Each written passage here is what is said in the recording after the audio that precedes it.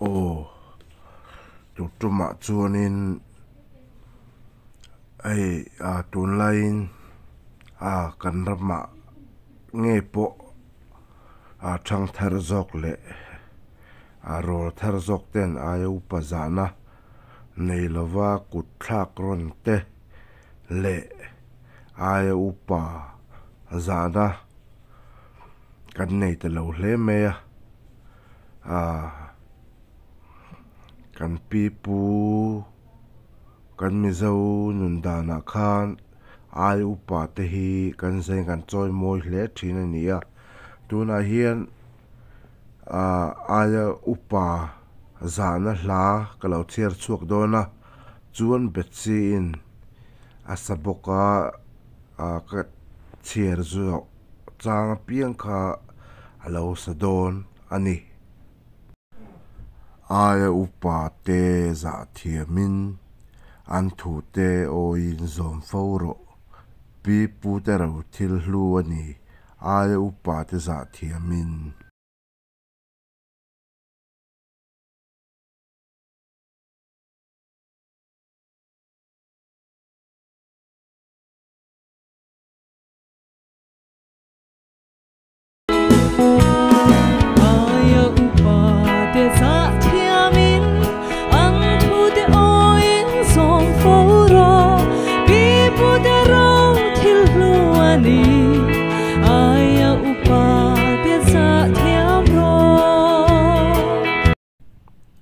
an hial ngai lo aya u te in ngai tlomin zol do foro an sual ngai lo aya u te I chang thang duap ka foro an hial ngai lo aya u te in ngai tlomin zol do foro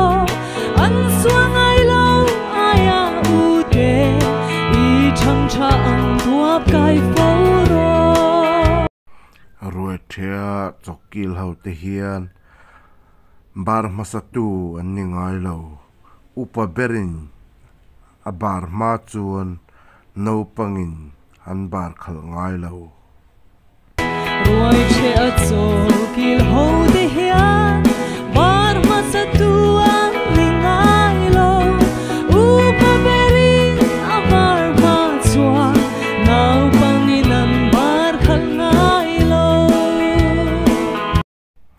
aya upa I biak donin kau dan moin kam tha mangla kapi kapu kau tin kanu kapa kani emo I biak donin kau dan moin kam tha mangla kapi kapu kau tin kanu kapa kani emo khoi lo va chu te hian tarle upa te ol tumro tran pui ngai o ma anom chuan tlo mai langin tran pui zel ro khoi lo nia va chua te hian tarle upa te ol tumro tran pui ngai o ma anom chuan tom ngai langin tran pui zel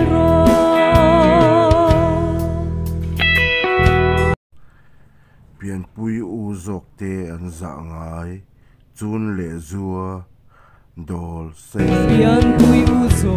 te an za ngai chun le zua dol sai sen te ta